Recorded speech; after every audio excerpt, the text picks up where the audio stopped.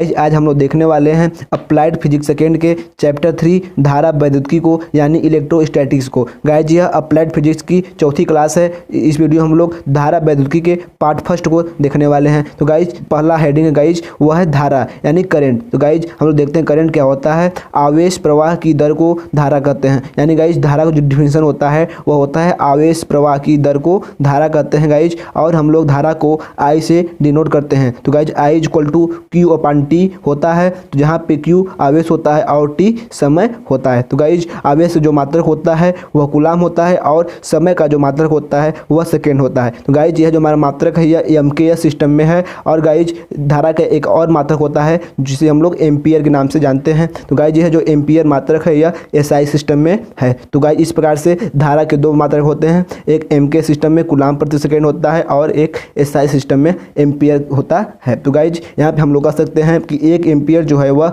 एक कूलाम प्रति सेकेंड के बराबर होता है। तो गाइज हमारा जो अगला हेडिंग है वह है विभव यानी पोटेंशियल। हम लोग पोटेंशियल देखने वाले हैं कि पोटेंशियल क्या होता है। तो गाइज इसका डिफिनेशन हुआ है यह है अनंत से किसी आवेश को किसी वैद्युत क्षेत्र के किसी बिंदु तक लाने में किया गया कार्य विभव कहलाता है। भी इसे हम लोग भी से डिनोट करते हैं। V equal to W upon Q होता है। गाइज इसका मतलब यह है कि अनंत यानी इनफाइनाइट से कि कोई आवेश गाइज उसे वैद्युत क्षेत्र के भीतर लाने जो कार्य किया जाता है उसे हम लोग विभव के नाम से जानते हैं। यानी गाइज हम लोग इस तरीके से कर सकते हैं। जैसे मान लीजिए हमारा ये वैद्युत क्षेत्र है, इतना दूर तक हमारा वैद्युत क्षेत्र है। तो गाइज मान लीजिए यहाँ पे अनंत है, अनंत से इस आवेश को इस वैद्युत क्षेत्र के भीतर लाने में जो कार्य किया गया है, जो वर्क किया गया है उसे हम लोग विभव के नाम से जानते हैं। तो गाइज भी इक्वल टू हमारा डब्ल्यू अपान क्यू होता है, जहाँ डब्ल्यू को हम लोग कार्य कहते हैं और क्यू को आवेश कहते हैं। गाइज यहाँ पे कार्य का जो मात्रक होता है वह जूल होता है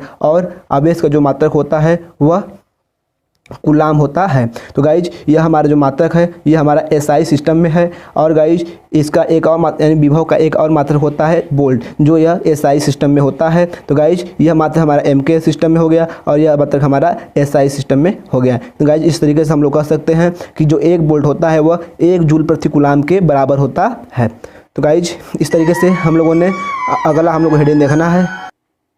तो गाइज हम लोग देखने वाले हैं पोटेंशियल डिफरेंस यानी विभवांतर क्या होता है और हम लोग विभवांतर के बारे में अब जानने वाले हैं। तो गाइज इस प्रकार से हम लोग विभवांतर का डिफिनेशन देखेंगे। यदि किसी चालक में वैद्युत धारा प्रवाहित की जाए तो उसके दोनों सिरों के मध्य उत्पन्न अंतर को विभवांतर कहते हैं। यानी गाइज इससे कहने का अर्थ यह है जिससे मान लीजिए यह हमारा कोई चालक है, गाइज यह हमारा कोई चालक है। अगर इसमें गाइज विद्युत धारा प्रवाहित की जाती है तो इसके दोनों सिरों पर यानी यहाँ पे और गाइज और यहाँ पे दोनों सिरों पर उत्पन्न विभवांतर यानी यहाँ पे भी उत्पन्न होगा और यहाँ पे भी उत्पन्न होगा। और गाइज इन दोनों विभवांतर में जितना अंतर होगा इसी अंतर को हम लोग विभवांतर के नाम से जानते हैं। क्योंकि गाइज विभवांतर के नाम से ही क्लियर है कि विभव में अंतर को हम लोग विभवांतर कहते हैं। इस प्रकार से गाइज हम लोगों ने विभवांतर का डिफिनेशन देख लिए कि किसी चालक में वैद्युत धारा प्रवाहित की जाए तो उसके दोनों सिरों पर के मध्य उत्पन्न अंतर को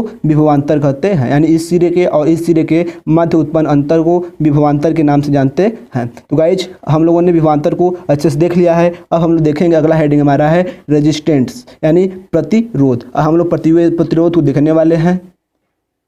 तो गाइज अब हम लोग प्रतिरोध देखेंगे कि प्रतिरोध क्या होता है। तो गाइज किसी चालक का वह स्वाभाविक गुण जिसके कारण वह अपने में से प्रवाहित होने वाली विद्युत धारा का विरोध करता है उसे हम आर से प्रदर्शित करते हैं, यानी इसे हम प्रतिरोध के नाम से जानते हैं। यानी गाइज प्रतिरोध का डिफिनेशन हम लोग देखें तो क्या होगा, किसी चालक का वह स्वाभाविक गुण जिसके कारण वह अपने में से यानी अपने में से प्रवाहित होने वाली विद्युत धारा का विरोध करता है उसे प्रतिरोध के नाम से जानते हैं। यानी गाइज यह जो हमारा चालक होगा, जो हमारा प्रतिरोध होगा, वह जहाँ पे भी रहेगा वह अपने में से विद्युत धारा को प्रवाहित होने का विरोध यानी उसको प्रवाहित होने से रोकेगा। इसे हम लोग प्रतिरोध के नाम से जानते हैं। गाइज इसे हम लोग आर से प्रदर्शित करते हैं और इसका मात्रक ओम होता है। और गाइज यह ओम का सिंबल इस तरीके से होता है। गाइज प्रतिरोध क्या होता है, प्रतिरोध हमारे धारा प्रवाहित होने का विरोध करता है, इसे हम लोग प्रतिरोध कहते हैं। इस प्रकार से हम लोग नाम से क्रिया है प्रतिरोध यानी यानी प्रवाहित में रोध यानी रुकावट, यानी धारा प्रवाह में रुकावट को हम लोग प्रतिरोध के नाम से जानते हैं। तो गाइज इस तरीके से हम लोग प्रतिरोध को भी जान लिए। तो गाइज अगर हम आपको बता दें कि हम आपको इस वीडियो में जो भी कंटेंट टॉपिक बता रहे हैं, अगर आपको इन सब की PDF चाहिए तो हमारा डिस्क्रिप्शन में दिए गए लिंक पे क्लिक करके आप उसे ज्वाइन कर लीजिए, जिसमें हम इन सभी टॉपिक्स के PDF भेज देंगे और आप आसानी से रिवीजन कर पाएंगे। तो गाइज अगला हमारा हेडिंग है प्रतिरोधों को प्रभावित करने वाले कारक। आपको बता दें गाइज, आप अगर एग्जाम में इस तरीके से डिफिनीशन को लिखेंगे तो आप एक अच्छा मार्क्स गेन कर सकते हैं, यानी आपको एग्जाम में अच्छा मार्क्स मिल सकता है अगर आप जिस तरीके से हम डिफिनीशन को बता रहे हैं उस तरीके से डिफिनीशन को आप लिखते हैं। तो गाइज चलिए हम लोग अपने अगले टॉपिक की ओर बढ़ते हैं। तो गाइज हमारा अगला टॉपिक है प्रतिरोधों को प्रभावित करने वाले कारक, यानी गाइज प्रतिरोध को हमारे कौन कौन से कारक प्रभावित कर सकते हैं। तो गाइज हमारा जो पहला कारक है वह है तापमान यानी टेम्परेचर। तो गाइज देखिए जो टेम्परेचर होता है वह प्रतिरोध किस प्रकार से प्रभावित करता है हम लोग अब देखने वाले हैं। तो गाइज देखिए तापमान बढ़ने पर चालकों में प्रतिरोध का मान बढ़ता है। तो गाइज क्या होता है कि अगर टेम्परेचर बढ़ता है यानी अगर ताप बढ़ता है तो जो चालक होते हैं यानी कंडक्टर होते हैं उसमें प्रतिरोध का मान इंक्रीज होता है यानी बढ़ता है, और तापमान बढ़ने पर अर्धचालकों में प्रतिरोध का मान घटता है। यानी गाइज यहाँ पे अपोजिट हो रहा है, यानी कंडक्टर में टेम्परेचर बढ़ने पर प्रतिरोध का मान बढ़ेगा और सेमीकंडक्टर में टेम्परेचर बढ़ने पर प्रतिरोध का मान कम होगा। तो गाइज इस तरीके से हम लोग देख सकते हैं कि टेम्परेचर बढ़ने पर चालक में प्रतिरोध का मान बढ़ता है। यानी गाइज हम इस तरीके से कह सकते हैं कि गर्मी के दिनों में तापमान बढ़ने पर जो हमारे चालक हैं यानी जो भी हमारे बिजली के तार हैं उनमें प्रतिरोध का मान बढ़ जाता है, जिससे हमारा जो लाइट होता है वह थोड़ा कम आता है। इस तरीके से हम लोग अपना यहाँ पर लॉजिक दे सकते हैं। गाइज अब हमारा जो अगला कारक है प्रतिरोध को प्रभावित करने वाला वह है प्रकृति यानी नेचर। देखिए गाइज नेचर किस प्रकार से प्रतिरोध को प्रभावित करती है। गाइज यहाँ पे बताया गया है कि अलग अलग चालकों का प्रतिरोध अलग अलग होता है। तो गाइज इस प्रकार से हम लोग कह सकते हैं जितने भी कंडक्टर हैं उनका रेजिस्टेंस का जो मान होता है वह अलग अलग होता है, यानी उनके रेजिस्टेंस के मान में डिफरेंस होता है। यानी यह कह सकते हैं किसी कंडक्टर का प्रतिरोध का मान अलग कुछ और हो सकता है और किसी कंडक्टर का प्रतिरोध मान कुछ और हो सकता है। तो गाइज इस प्रकार से हम लोग कह सकते हैं कि जो हमारे कंडक्टर जो हमारे चालक हैं उनमें प्रतिरोध का जो मान होता है वह अलग अलग होता है। अगला हमारा कारक है प्रतिरोध को प्रभावित करने के लिए जो हमारा अगला कारक है वह है लंबाई यानी लेंथ। तो गाइज हम लोग देखने वाले हैं कि जो चालक का लेंथ होता है वह किस प्रकार से प्रतिरोध को चालक में प्रभावित करता है। तो गाइज जो लंबाई के बढ़ने पर प्रतिरोध का मान बढ़ता है तथा लंबाई के कम होने पर प्रतिरोध का मान कम होता है। तो गाइज इस प्रकार से हम लोग कह सकते हैं कि जो भी हमारे चालक हैं अगर उनकी लंबाई ज़्यादा रहेगा तो उनमें प्रतिरोध का मान रेजिस्टेंस का मान ज़्यादा हो जाएगा यानी बढ़ जाएगा तथा, और अगर हम लोग लेंथ है उसकी कम लेंगे तो उसमें क्या हो जाएगा रेजिस्टेंस का जो मान है गाइज वह कम हो जाएगा। यानी गाइज अगर हम लोग लंबाई का मान इंक्रीज करेंगे तो क्या होगा रेजिस्टेंस भी हमारा बढ़ेगा, और अगर हम लोग लंबाई के मान को डिक्रीज करेंगे तो हमारा रेजिस्टेंस भी डिक्रीज होगा यानी कम होगा। तो गाइस इस तरीके से हम लोग कह सकते हैं कि जो हम लोग घरों में लाइन खींचते हैं अगर हम लोग लंबा केबल लगाएंगे तो क्या होगा उनमें प्रतिरोध का मान ज़्यादा हो जाएगा और लाइट कम आएगी, और अगर हम लोग छोटा केबल लगाएंगे और तो क्या होगा प्रतिरोध का मान कम होगा और लाइट हमारे पास तेज से आएगी यानी ज़्यादा पावर का लाइट आएगा। तो गाइज प्रतिरोध को प्रभावित करने वाला जो हमारा अगला कारक है वह है अनुप्रस्थ काट का क्षेत्रफल। गाइज अनुप्रस्थ काट का जो क्षेत्रफल होता है R is directly in proportional to 1/a। यानी गाइज जो हमारा अनुप्रस्थ काट का क्षेत्रफल है यह बढ़ाने पर क्या होगा हमारा रेजिस्टेंस का मान गाइज कम होगा, और हमारा अनुप्रस्थ काट का क्षेत्रफल बढ़ाने पर घटाने पर हम जो प्रतिरोध होगा गाइज यह बढ़ेगा। यानी गाइज अनुप्रस्थ काट का क्षेत्रफल का है मतलब है गाइज चालक की मोटाई से। गाइज अगर हम लोग चालक की मोटाई ज़्यादा लेंगे तो क्या हो जाएगा प्रतिरोध का मान कम हो जाएगा, और गाइज अगर हम लोग चालक की मोटाई को कम लेंगे तो हमारा प्रतिरोध का मान बढ़ जाएगा। तो गाइज इस प्रकार से हम लोग कह सकते हैं कि अगर हम लोग किसी भी बिजली के लाइन खंभे में मोटे तार का प्रयोग करेंगे तो उनमें प्रतिरोध का मान कम हो जाएगा, और अगर हम लोग पतले तार का प्रयोग करते हैं तो हमारा प्रतिरोध का मान ज़्यादा हो जाएगा। तो गाइस इस तरीके से हम लोग अपने घरों में जो भी लाइट खींचते हैं केबल से वो उसमें मोटा केबल लगाते हैं, जिससे क्या होता है कि हमारा प्रतिरोध का मान कम हो जाता है, और अगर पतला केबल लगाते हैं तो प्रतिरोध का मान ज़्यादा हो जाता है, जिससे हमारे घर में लाइट थोड़ा कम आती है यानी उसका वोल्टेज थोड़ा कम होता है। तो गाइज इस तरीके से हम लोगों का जो अगला हेडिंग है वह है कंडक्टेंस यानी चालकत्व। तो गाइज हम लोग अब चालकत्व को देखने वाले हैं। तो गाइज हम लोग देखते हैं कि चालकत्व क्या होता है, यानी कंडक्टेंस क्या होता है। तो गाइज चालकत्व प्रतिरोध का विलोम होता है, यानी गाइज क्या होता है, जो प्रतिरोध होता है उसका चालकत्व जो होता है विलोम होता है, यानी प्रतिरोध का मान ज़्यादा रहेगा तो उस चालक का चालकत्व कम हो जाएगा, और अगर प्रतिरोध का मान कम रहेगा गाइज तो चालकत्व का मान ज़्यादा हो जाएगा। तो गाइज इस तरीके से हम लोग लिख सकते हैं कि G = 1/r। तो गाइज इस तरीके से R का जो मात्रक होता है, अगर हम लोग चालकत्व के मात्रक की बात करेंगे गाइज तो क्या हो जाएगा, 1/r होता है। तो R का जो मात्रक होता है वह ओम होता है। तो गाइज 1/ओम को हम लोग इसका ओम का उल्टा कर देते हैं, जिसे हम लोग महो के नाम से जानते हैं। गाइज इसका जो चालकत्व का मात्रक होता है यह महो होता है, यानी 1/ओम को ही हम लोग महो के नाम से जानते हैं, और यह महो हमारा चालकत्व के बराबर है, यानी चालकत्व का मात्रक होता है। गाइज इस तरीके से हम लोग चालकत्व को की डिफिनीशन को जान लिए, यानी जो चालकत्व होता है वह प्रतिरोध का